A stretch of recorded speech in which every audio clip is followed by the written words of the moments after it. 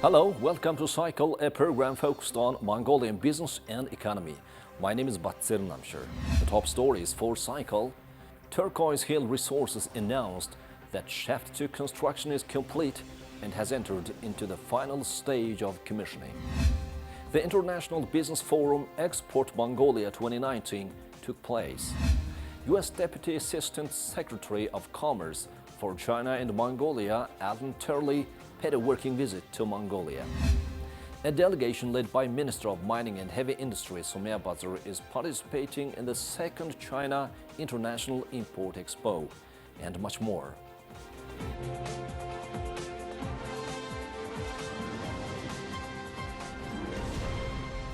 Former Minister of Finance Bayertsogt held a press conference on November 4th to share information on his recently published report. The former minister is currently under investigation by the Independent Authority Against Corruption in connection to alleged corruption concerning Oyu Tolgai's mining licensing. It has been 10 years since the Oyu Tolgai agreement was signed between Rio Tinto, Ivanhoe Mines and the government of Mongolia. However, a dispute regarding the agreement has been continuing until today. During a press conference, Mr. Bayertsogt introduced a book about the agreement, claiming it presents the full picture.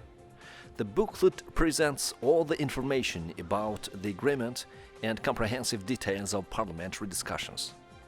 He noted that the booklet will give full information.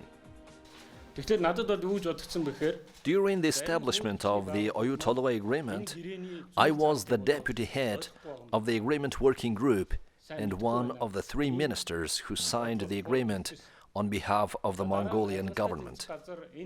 As a citizen of Mongolia, I published this material on Oyu Tolgoi.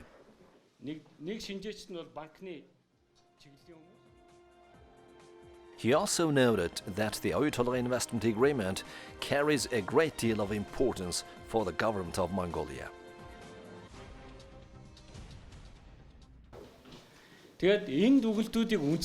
This agreement does not belong to Bayertsogt nor Bayer. It belongs to the government of Mongolia. It is up to the government of Mongolia and Ernst Tolgoi or related agencies to promote the establishment and implementation of this agreement. I have noticed one big trend.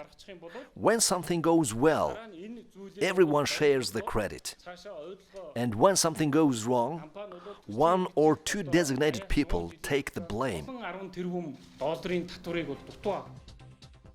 The report includes the 2019 and 2011 agreements in English and Mongolian, along with laws and regulations that were in force during those years. Turquoise Hill Resources, owner of 66% of the Oyu Tolgoi mine in Mongolia, announced that Shaft 2 construction is complete and has entered into the final stages of commissioning. Shaft 2 is a 10 meters diameter shaft sunk to approximately 1.3 kilometers below the surface. This is a critical piece of infrastructure that will accelerate the underground development of the world-class Oyu Tolgoi mine. The shaft uses the world's largest production hoist motor and can carry 300 people in the service hoist and lift 60-ton skips in the production hoist. When operating at maximum capacity, the production hoist has the ability to lift 35,000 tons of material to the surface daily. The completion of the construction of Shaft 2 is a significant milestone in the underground development of the world-class Oyu Tolgoi mine. Shaft 2 was constructed using almost 5,000 tons of steel and over 300 kilometers of electrical cabling. Importantly, the shaft was sunk and constructed with a predominantly Mongolian workforce, developing specialized skills and demonstrating the capability of the local workforce. We look forward to utilizing this major increase in capacity to accelerate our underground development, said Alf Quillman, Chief Executive Officer of Turquoise Hill. The International Business Forum Export Mongolia 2019 took place. This year, participants from the EU, the USA, Japan, Turkey, Canada, India and Australia took part at the forum, along with representatives from the American Chamber of Commerce, German international organizations and Asian business associations. The event is co-organized by government and non-governmental organizations such as the Ministry of Finance, SME Development Fund, the Ministry of Foreign Affairs, the National Development Agency, the Mongolian National Branding Council and Export International Trade Center. Exporting non-mining products is a big priority for the government of Mongolia. Also, it's a very important challenge and task for the Mongolian business community. So, at today's event, we have three main goals. First, there are a lot of SMEs in Mongolia that's willing to export their products overseas. We will discuss these challenges that those companies are facing and on how we can help them to succeed. Second, the companies are interested in the government's plans and policies. We have invited a couple of ministries, Ministry of Foreign Affairs and the Ministry of Agriculture. They have arrived today and discussed on their policies and programs to help to export products. Third, as you might have seen, there is a number of international companies attending the event that are willing to buy products made in Mongolia, but in many cases, our products don't meet the requirements and standards of certain markets. Export Mongolia 2019 is being held under the theme of One Policy, One Window and One Prosperity, targeting the implementation of programs adopted by the government to attract foreign investors, expand foreign relations and cooperation in export, as well as to promote Mongolia export-oriented products and services. Over 350 enterprises and over 1,000 delegates from the European Union, the USA, Japan, Turkey, Canada, India and Australia, as well as Germany's GIZ and the Asian Business Association participated in the forum.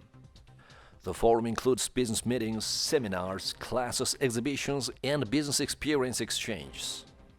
What we're trying to do really is to try to make Mongolian businesses understand that the ASEAN is a really good destination for their exports. We believe that, because of around 670 million people collectively in the ASEAN, I think it's a really, really good opportunity for Mongolian exports, particularly exports in, agriculture, exports in textiles, because of the big consumer market. And because of the emergence of ASEAN regional economic grouping, particularly what you call the ASEAN Economic Community, we believe that Mongolia can really benefit from. In 2018, Mongolia traded with a total of 156 countries, and the trade volume reached $20.9 billion. $7 billion represents imports, and $5.9 billion were exports. Exports in the food, agriculture, light industry sectors increased by 12.7% from 2017, and livestock and meat by 6.8%, as well as food and end products by 5.5%. The Mongolian National Chamber of Commerce and Industry organized Cooperation Day on November 1st and brought together Mongolian cosmetics and beauty products companies to learn more about becoming a part of the European Union's Trade-Related Assistance for Mongolia project. Over 15 cosmetics companies have become part of the new NGO Mongolian Cosmetics Cluster. The Trade-Related Assistance for Mongolia project of the European Union and the Mongolian National Chamber of Commerce and Industry are joining forces to bring Mongolia's natural beauty products to the European market. Mongolian companies are creating products from locally produced ingredients such as sea buckthorn, yak wool, camel wool and leather. Under the generalized scheme of Preferences Plus program, Mongolia is encouraged to export these products to EU countries. The Mongolian Cosmetics Cluster has been operational for 3 months and has already managed to bring 15 leading companies into its organization. For the past 1 year, we have been talking about what we need and what we should do and have to improve the legal environment, and have to prepare for facing the requirements of European Union, and then have to export to Europe, and also have to attract the local customers, local consumers in our country. We have introduced the ISO 16128 standard, which is about the natural and organic cosmetics ingredients standards. The cluster has begun drafting the Mongolian Cosmetic Product Safety Act.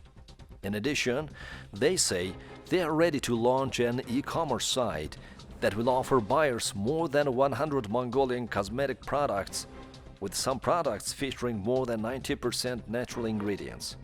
The cluster hopes to become a leader in the cosmetics industry and to set a good example for outbound trade.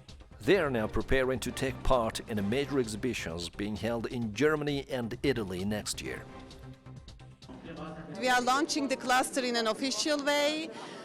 So we prepared their catalogs and their websites, and in the end they will participate in international fair in next year in March in Italy. So this is a chance for them to promote their products to abroad, because Mongolian cosmetic sector, your ingredients is very powerful, your ingredients is natural and organic, so it is unique for the world.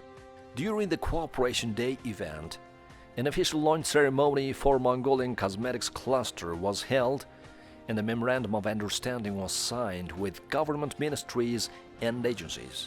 Over 100 guests, including representatives from the cosmetics industry, government agencies and international organizations, attended the event.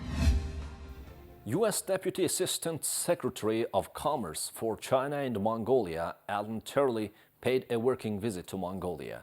During his visit, he was received by the President of Mongolia, Battulkhaltma. Mr. Turley, who is accompanied by representatives of multinational companies operating in the areas of agriculture, information technology, mining equipment, chemicals and railway infrastructure, noted that his visit was aimed at building on the commitment to strengthening bilateral economic and trade ties and putting works into action. President Battulkhaltma spoke about some projects and programs that are being currently implemented and emphasized that despite of which sector it is, good technological and financial conditions were the foundation of a mutually beneficial business partnership. The delegation of the U.S. Department of Commerce and the private sectors expressed their interest in building long-term partnership in Mongolia rather than engaging in a business model for short-term profit, and gratitude for the substantial information given on the existing business opportunities.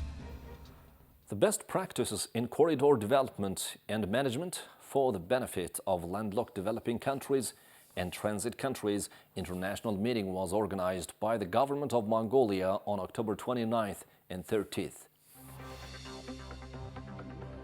The meeting was organized under the auspices of the President of Mongolia in collaboration with the United Nations Office of the High Representatives for the Least Developed Countries, Landlocked Developing Countries and Small Island Developing States, and brought together senior officials from more than 30 countries and around 100 Mongolian government officials. This international meeting is being held to discuss the problems faced by landlocked transit countries and developing countries, and to share experiences of successful projects implemented to solve these issues. Recommendations for the current problems and possible future projects will be issued as a result of this meeting. An economic corridor is one of the most plausible solutions for landlocked and developing countries. Every landlocked developing country faces similar problems, and Mongolia is no exception. These problems include high transportation costs and the low number of export products. We will discuss how to solve these problems during this international meeting. For the landlocked developing countries, we have a 10-year program of action, which is a program that the international community has agreed to, that focuses on the priority areas of the landlocked developing countries, and looking at development of economic corridors, looking at trade and some of the priority areas, and financing of development is also an important area. So these are the priority areas of the landlocked developing countries.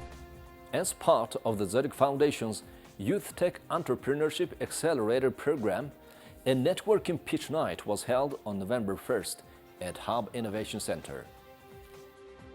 The Youth Tech Entrepreneurship program is designed and implemented by the Zurich Foundation and funded by the Embassy of the USA in Mongolia. For this event, the foundation invited data scientist Brandon Boynton to Mongolia through the US Department of State's Speaker Program. Brandon Boynton is a data scientist and entrepreneur who started his first company at 14 as a sophomore in high school. He started Vamity with a few other young partners in 2017, and it was acquired by Carrier HQ in 2019. Vamity is a computer software company specializing in artificial intelligence. Yeah, so the goal of this event is the pitch night. So it's the culmination of our one-week Accelerator program, the Youth Tech Entrepreneurship program. And so what I've done is I was the lead instructor. So I taught on things like a business model, like scalability, taught on marketing and PR. And through the program, we've had 20 participants that have built their entire business model. And so today they're showing it off. They're doing a 3-minute pitch where they're going to tell everybody in the audience, potential investors, what they're doing and what they want from it. 20 participants between 17 to 35 years old took part in the networking night, pitching their projects. Overall, the Tech Entrepreneurship program, the Acceleration program was a great experience for us. For us, the young entrepreneurs has to have an experience and knowledge in some certain fields, like startup. The November 1st event concluded the Zurich Foundation's Accelerator program.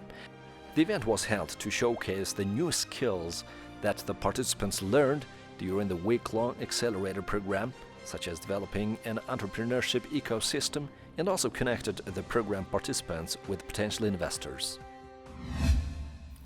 A delegation led by Minister of Mining and Heavy Industry Soumya Bazar is participating in the second China International Import Expo being held in Shanghai, China on November 7th to 20th. On November 5th, Minister Soumya Bazar attended the expo's opening ceremony, and then Mongolian delegation took part in parallel sessions on opening up, regulation and business environment. At the expo, relevant ministries and bodies in collaboration with the Mongolian National Chamber of Commerce and Industry are promoting export opportunities and investment climate in Mongolia at Mongolia's booth under the country's 3-pillar development policy. An exhibitor from Mongolia was presented with the first business license to be granted at the second China International Import Expo by Qingpu District's market watchdog. The Mongolian National Chamber of Commerce and Industry authorized its Chinese representative to set up a business management company in the district, selling some 10 varieties of products, including cashmere sweaters, leather bags, beer, sea buckthorn juice, and rapeseed oil. That's all for Cycle. Thanks for staying with MNB World. See you next time.